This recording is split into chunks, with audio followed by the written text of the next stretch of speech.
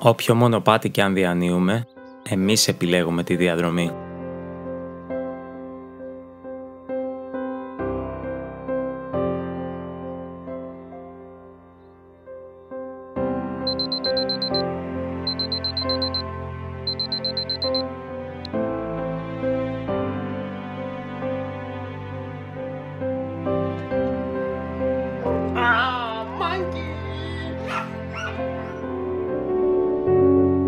Όλα ξεκινούν με τη θέλησή μας. Ποτέ μου δεν ενέδωσα στα όρια μου.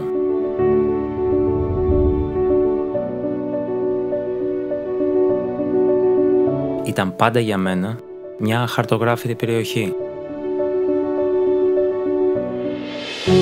Ονομάζομαι Λευτέρης Παρασκευάς, κομμωτής, αθλητής μεγάλων αποστάσεων και μέσα από τις δραστηριότητές μου προσπαθώ να βοηθώ με κάθε μέσο τους συνανθρώπους μου.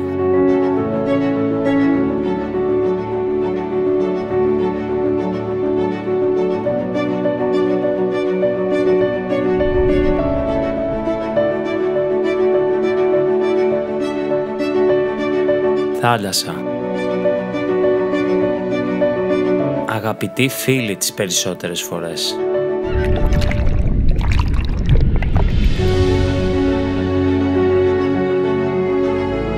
Κάποιες φορές όμως μπορεί να μεταμορφωθεί στο χειρότερό σου εφιάλτη. Ποτέ δεν θα ξεχάσω τη μάχη. Άγρια θάλασσα. Διαπεραστικό κρύο. Απόλυτο σκοτάδι. Έβλεπα τα όρια μου. Είχε έρθει η στιγμή να εγκαταλείψω. Οι καταστάσεις συχνά μπορεί να είναι εναντίον σου. Αυτό που έχει σημασία όμως είναι πώς τις αντιμετωπίζεις. Τα προβλήματα της ημέρας χάνονται όταν βρίσκομαι στο στοιχείο μου.